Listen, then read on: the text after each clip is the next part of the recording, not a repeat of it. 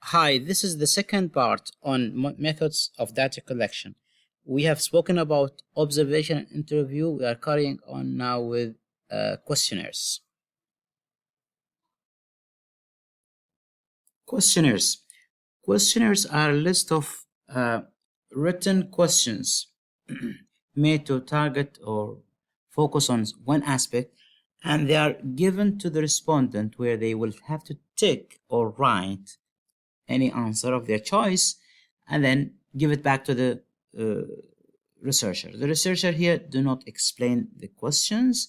He only give the questionnaires and collect them back. There is no time to explain it. So this is briefly the questionnaires. And the main difference between interview schedules or the questions in the interview and questions in the um, questionnaire is that during the interview you have the chance to explore or to alter or to change or to modify or explain the questions, but in the once you finish designing your questionnaire and giving it to your students, you cannot change it. I mean, students here mean the respondents, students, adults, anyone. Okay, so you cannot explain the questions after releasing them. A questionnaire can be administered in different way. They can be sent by email or through telephone, or can be sent while you are in by yourself, administrating it yourself as a researcher. And it's very strategic in the sense that it's less expensive than interview compared to interview and other resources, and there is a greater opportunity to you, I mean, for the anonymity of the researcher. Some of the respondents, students or any respondent wouldn't like to share their names or personal information. Through interview we can indicate it by voice, by different things, but here you are not, I mean, they have the freedom whether to add their name or not to add their name, and mostly and most widely used is not to include their name in the questionnaires. So this is the best about it. And the disadvantage of questionnaire, that it's, I mean, the respondent rate is sometimes is low, especially if you send it by email or post, and the application is limited. There is self-selection bias. You only might select the people you are interested on, and the response for the question sometimes might be affected by sharing the information with a colleague, or also the other question in the same uh, questionnaire. However, it's one of the best used in mainly in quantitative studies. Now, the questionnaire usually consists of mainly two parts. Let's say the cover letter and the list of questions. So it's just to make it simple and clear what exactly to include in the questionnaire. Now, this is an example of a questionnaire. The study is called about foreign language reading needs of Omani university students. And there is first part of a questionnaire is the covering letter. So what is a covering letter? It's a small, very brief paragraph indicating some things here. Okay. And usually you have to say who is that, and then you have to give a brief explanation, sorry, about what is the objective, the aim of your study should be clarified. Okay, then you have to tell them exactly how much time or what exactly you want them to do. So we want them to correct and read, and this very in one sentence only. Okay, and then it's also the one of the most important thing that you have to mention in the cover letter, that the information are confidential. All your whatever information you're providing considered to be confidential. They will be only used for what?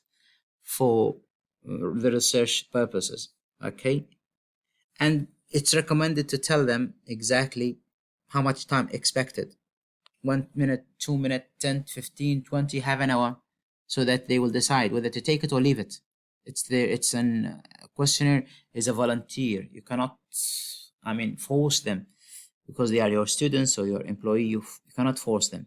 And by then also you have to thank them for doing your questionnaire, since it's a volunteer work. This is a very rough example of a cover letter. Okay, so this is one. This is the first part. The second part are the questions. Now, some of the questions, usually all, they will start with general information like gender, type of institute, qualification. Now, these depends on exactly, you don't have to put these unless you need them. So these information are mainly, you depend on your study. Do you really need these or not? Okay, and what type of information? Sometimes you want to study the effect of the geographical setting on students' behavior. So then you have to know where exactly they stay and what their gender, and so it depends on the objective. Again, your question, search question, or your title depend on what type of methods you will use and what to be included on that method. Okay, this is one. Then there are different type of questions. Sometimes it's ranking questions, sometimes you want them to but the most common type, I'll just make it very simple, this one for example. Okay, these are list of questions, list of statements, and the participants are required to select, for example, from 5 answers: never, rarely, sometime, often, always. Feedback. Another example could be, for example, strongly disagree, agree, neutral, strongly agree, 5 again. It could be 3, not only 5. For example, agree, not agree, disagree. But it's not recommended to be 2. It's not recommended to be like 4. So to understand, to make it easier for you during the analysis, it's recommended to be whether 3 or 5 scale. We call 5 here Likert scale. We call them Likert scale. Okay. Now these statement, the type of question, they are in 2 types. The one I'm highlighting now, they're called close-ended. What is close-ended? It means the answer is to choose whether 1, 2, 3, 4, or 5. Is it never, rarely, sometime, often? You are not free to write whatever you want to say. You cannot explain yourself in here. No, this is closed. You only have to choose from the given choices. So you have to go to the box, and for example, you want to choose this one, then you mark this one. If you want number 2 here, then you will mark number 2. So you only, as a respondent, you'll be ticking the box that represent your idea or your attitude. The second type of question is this one, for example. In this one, please specify, for example, please specify other students' EFL reading. This example, you just have you are given a blank space. What you have to do here, write whatever you want to write. Write your feeling, express whatever you want to say, say whatever you want to say. So in this one, you just have to go, for example, and write whatever. It depends on your interpretation. So let's say, I think more practice should, then you can write whatever you want. This one, you call it open-ended questions. Open in the sense that you can write freely whatever you think is important, and no answers. You are not given any answer. It's open. You have space, blank space. Go on, write whatever you think is important, write whatever you think is needed or you need them to be considered. So these are the main differences between the 2 set of questions. As I said earlier, the first one, which is close-ended, and the close-ended, only your role is just to tick the answer, and the second one, no, your role is to freely write whatever you think is important. Now, there are 3 type of questionnaire when it's come to the type of questions. There are questionnaire that only, like this one, for example, only close-ended questions. So you call them close-ended questionnaires. And the other one, only open-ended. There are a list of questions and you have to write them. They call them open-ended questionnaires. And the third one, which is combination of both, open-ended and close-ended. Okay, I think this is clear now. It's become clear to you how what is questionnaire, and now I'll give more on really how to develop it. But throughout this example, you come to know that the questionnaire is really, we are targeting specific detail, not general one, and we want to see the perception of our audience regarding, or the reaction regarding these.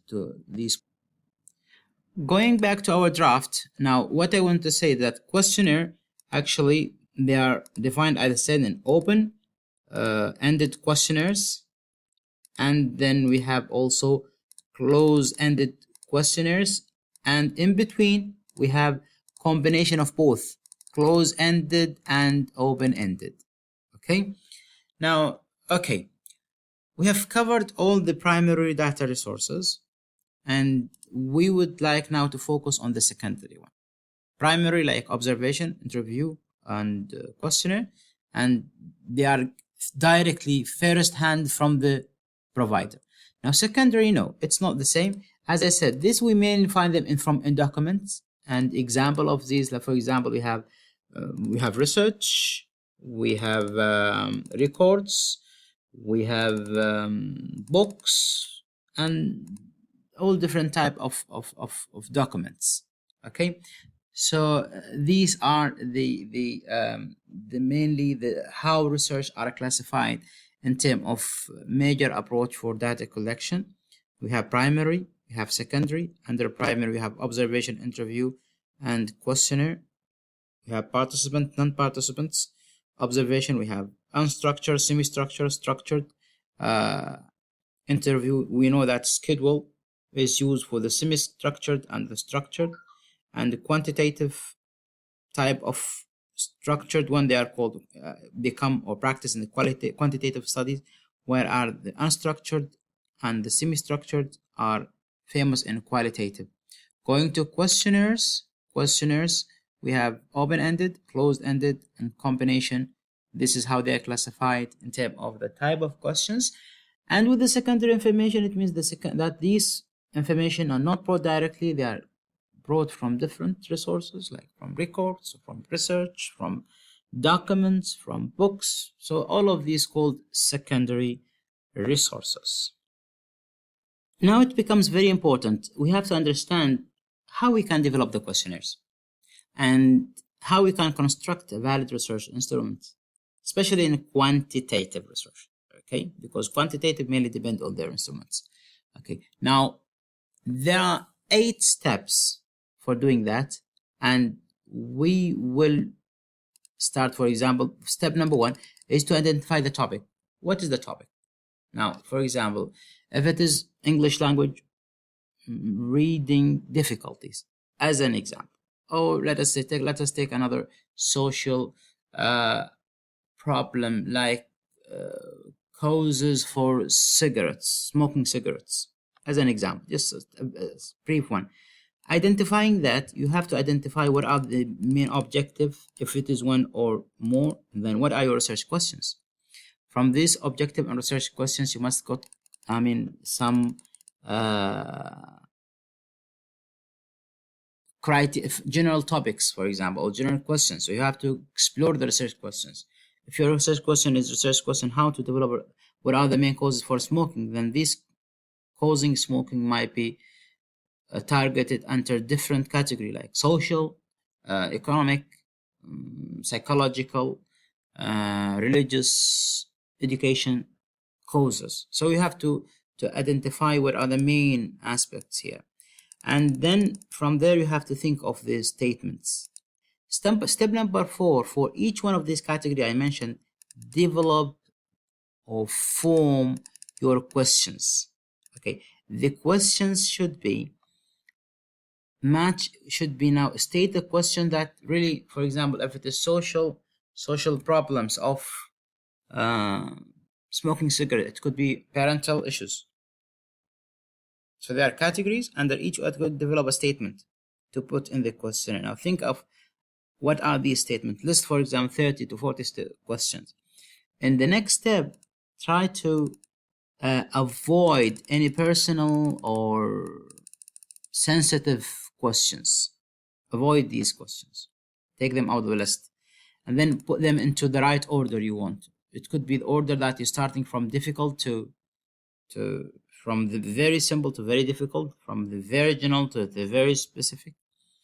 And then number 7, do the pilot. What is pilot? Pilot studies means that you have, it's a, what you call it also, pre-testing or pre-test.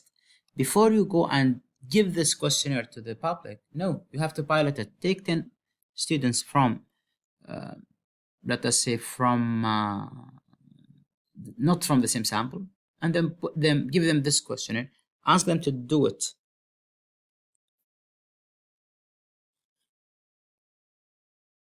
The rationale for this one is to provide first-hand information about what are challenges face students or face the participant while they are doing this one. So to discover the challenges, the mistakes, any problems, and to try to solve these. And also time management, how much time students required, which statements are fragment, which statement is not clear, what are the terms that you need to change and to make it, what are grammatical mistakes, if any, on the draft. So this is the rationale for such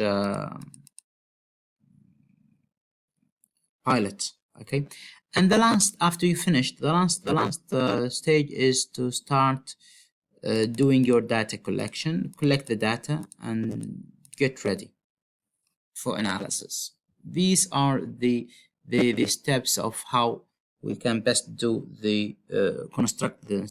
A quick example, for example, causes for divorce in Oman. This is a very general topic, and then we want to develop a questionnaire that we would like to distribute to 200 divorce or couple in Oman. Okay, and then to see their perception. So first one, we have to identify, after identifying the main topic, number 2, we have to exactly state the objectives and the research question. We might be looking at causes and solution in the same time.